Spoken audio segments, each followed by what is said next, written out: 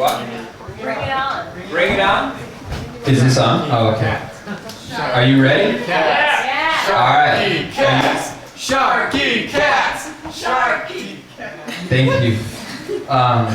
Good. This microphone has a screen on it. There won't be any bugs getting in it.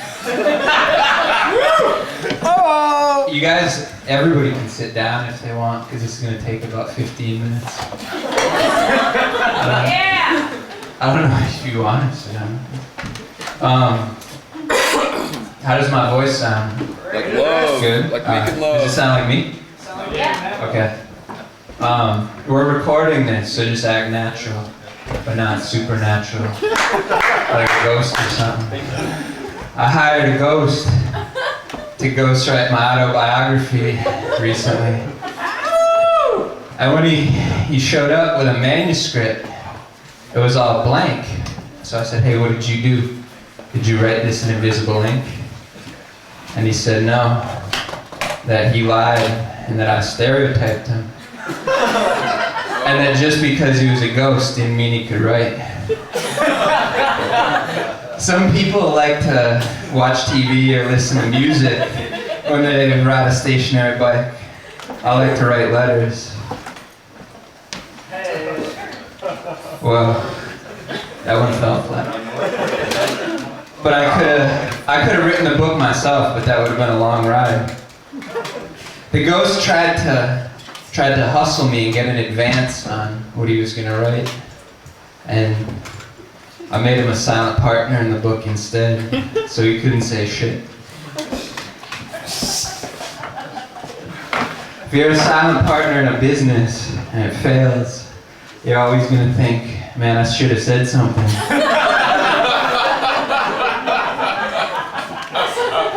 I was a silent partner in a library, and that worked out fine. You don't make shit on a fucking library. So I had to look for a job, and I was looking in the newspaper. So I was looking in the newspaper, and I was thinking about how I quit every other job I ever had before. And then, so I quit looking too. I gotta look at my set list.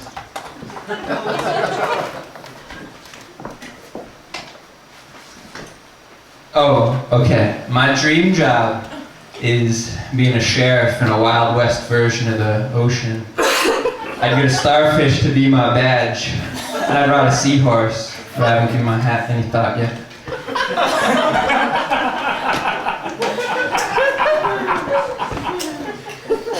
Why does a bear shit in the woods? Maybe because it isn't king of the jungle. A lion's king of the jungle, and it's so badass it doesn't even live there.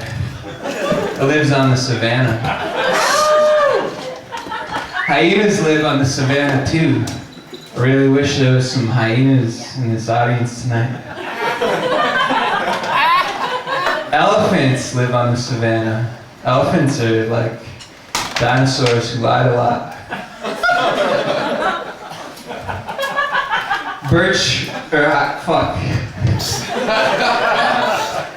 Tree trunks and elephant trunks are both gray, unless it's a birch.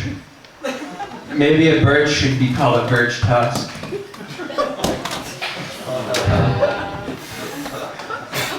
Man, things aren't that bad.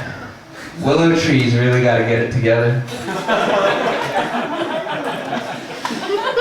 Sometimes when I get it, I wish poison ivy lived up to its name and just killed you.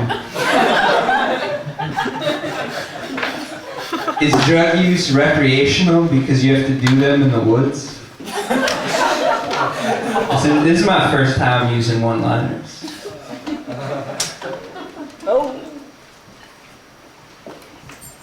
It would be really literal if a bird sat on your middle finger. Dan Cashman's probably going to be the only person who likes this next joke. Beer, food, and weed are my three favorite four-letter words. I like Coke too, but not Coke too, because I was 9 when that happened. That was pretty good. everyone who invents something thinks that it's a good idea. Like, I thought a lot of these jokes were good ideas. The person who invented Velcro probably thought that they were gonna make shoelaces go extinct. But shoelaces would not go away. And shoe companies had something to hold their high tops and moon boots, these space-age flaps to hold them together. And then, you know, the shoelaces did not go away. Fuck that joke up. But anyway. Man, I gotta compose myself. Sorry.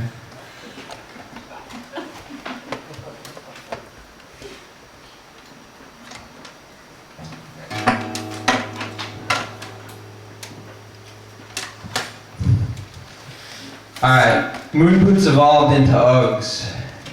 Yeah. Footwear evolved into something a caveman would say. But it just didn't work out for Velcro in the long run because it was too loud, and shoelaces were shoes' silent partners. Maybe I went to the well too many times in that silent partner stuff, but I could do it some more. What do you have to be if you're having sex in your grandparents' house? Silent partners. Was the wheel invented when... Was the tire invented when the wheel got tired? I wanted to invent something because you make a lot of money when you invent something. Unless you invented the wave. So I invented this beer that you smoke rather than drink. And when I pitched it to Budweiser, they said we couldn't call it Air Bud because that was already the name of a movie about a dog playing basketball. You should really let sleeping dogs lie about their age. Mean, fucked up people call an attractive woman a dog. But a dog is also a friend, and a canine dog is man's best friend.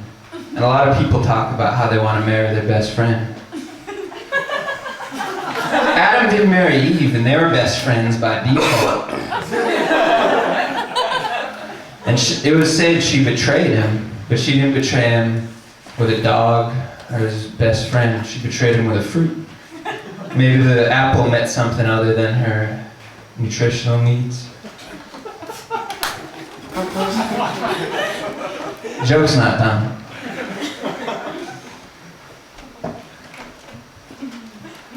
But after that, Eve and the apple, they started their own juice business. And Adam didn't do anything with his name, so me and him were going to start a business. There was going to be a barbecue called Adam's Ribs, but that was too conventional for both of us, so we're going to brand him further with a line of food, and it's going to be called Adam's Pants, and it's going to be stuffed grape leaves. A lot of foods have... It's a good thing this is coming out on a tape so people can study it. I might need an appendix and linear notes. A lot of foods have really descriptive names like oranges and brownies, but I don't know where the fuck the name clementines came from. The first person who looked at them must have said, "Oh my, these tiny oranges are darling. Let's call them clementines."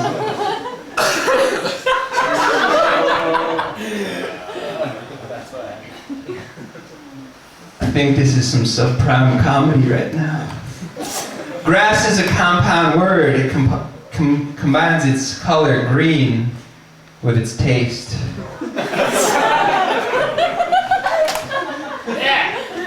The other day I was driving and I saw a sign for a corn maze. And I thought the sign was trying to be bilingual but was misspelled.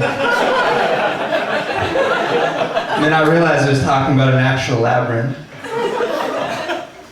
McDonald's should serve Irish food.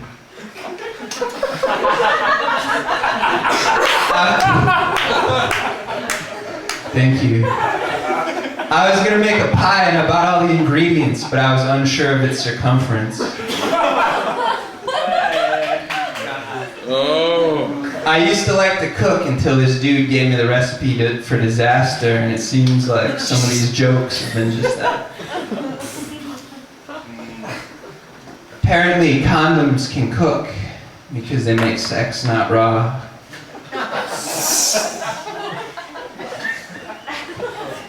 I wasn't there because it happened in the 1830s, but I think that the Trail of Tears might have been paved with onions.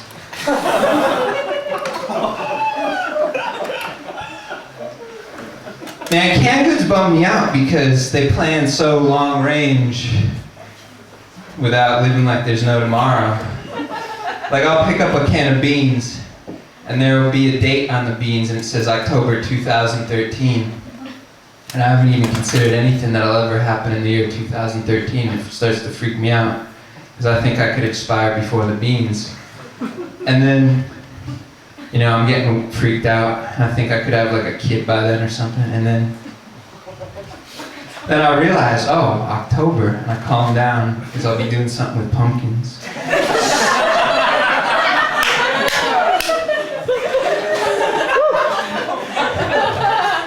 Vitamin water is a delicious drink, but it's pretty expensive. And I was trying to make my own at home, and it kept coming out like shit, even when I use Flintstones vitamins. Vitamin water isn't the only thing that's expensive. Fundraisers are expensive. They empty someone else's pockets. You know, like a kid. I'm gonna cool it down a bit. Bring it down a notch. You know, the kid shows up at your door and he's knocking at your door. You get excited because you can buy some peanut M&Ms off him. But all he's got is candles. And the candles won't even come for 6 to 8 weeks. And by then I won't even remember that I bought candles. So I tell him no, and then he gives me this story about how he needs the money for a band trip. So as I'm writing the check for the candles, I'm thinking about, man, if your band was any good, you'd be on tour, not a trip. And you'd be selling merch instead of candles. Mini Coopers look a lot like clown cars, and I see a lot of them in Northampton. And when I look at them, I wonder how many clowns will get out of them. And I wait, but it's usually no clowns, it's just a couple women with short hair. Houseplants are just that until you take them outside. I walk around Northampton and I see a lot of houseplants, but I see more apartment plants, and some business plants too. Guess you guys don't like plants. You know, some chemically sensitive individuals say that they have gaydar, but I have jadar. You know, I guess you can sense what you like, and I can sense plants. And me saying that may have set off someone's gaydar, but I don't give a fuck, because I know where every nice jade tree is in town. And when I show people, they act like I have some kind of special powers. And I tell them, no, it isn't hard. You just have to know where to look. So when plants see the light, windows. When someone goes crazy and said that they've lost their marbles, but maybe owning marbles was the problem in the first place. When someone's talking about, I almost licked the microphone. When someone's talking about losing everything but the clothes on their back, I picture them naked, wearing only a cape. It would be a lot easier for me if Dracula was called Batman. When I was a little boy, I'd watch monster trucks, and I'd wonder why there was never a Dracula truck. As I got older, though, I realized that there couldn't have been a Dracula truck because it would have went around and sucked the gas out of all the other trucks.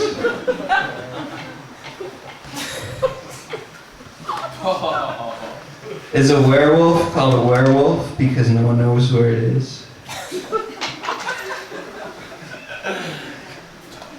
You know, this is the final joke I'm gonna record, and then I'm gonna freestyle a bit and cover some other jokes.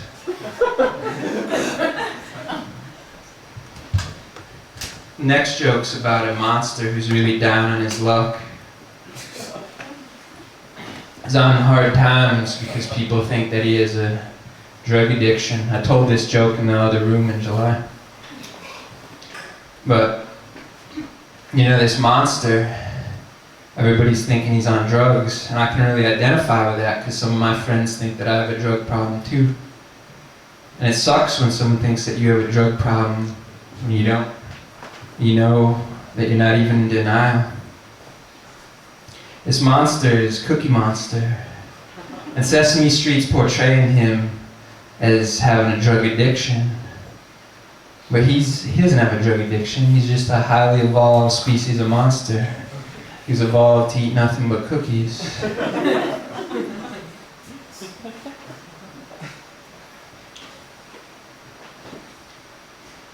There's a sign that says "ha ha" in the front row. You know, he's evolved to eat only cookies.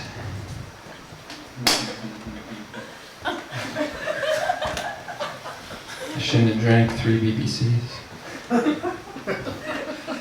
They should really focus on some of the other monsters on Sesame Street. They're the fucking losers. That one dude, he lives in a trash can. You gotta get their shit together and live under some kids' beds and scare them and stuff. This is the last joke, I think, that I want on the tape. Nobody ever wants to die alone, but I'd like to be left alone in the meantime. Alright. Eli's requested some Joe Policy jokes, and these will really go over well. He's not here, so. Yeah, he's not here. He's in Philadelphia, so. So how's that possible? I'm gonna cover his jokes right now. They're really offensive jokes, too. Probably like me even less. You know, so I'm working over in Hot Mamas like Dan Cashman. I'm working in there all day, where it gets hot in there, making salsa and hummus and shit. And I got this tank top on, and this guy comes up to me and says, "Nice wife beater." So I go home, and I say, "That's a good idea." So I take it off, and I start hitting my wife. And she says, Joey, why are you hitting me?" I say, "'Cause it's a wife beater." These are my jokes. I'll give you some more of my jokes in a minute. You know, I got AIDS, but I'm getting better because I'm taking the best medicine. Laughter. I didn't write those jokes. Alright, I'll give you some other jokes. People talk about how the stars are aligned. The only stars that I see that are aligned are Orion's belt. When Orion's belt burns out, is he gonna get suspenders? You know, people in the beginning, they want wild partners, but then it turns domestic.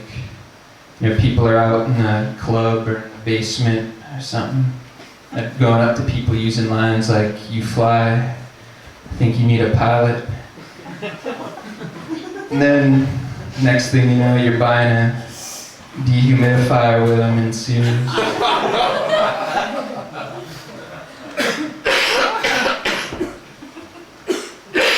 I don't know, I think that's it, unless anyone would like to make any requests of Sharkee Katz jokes from the past.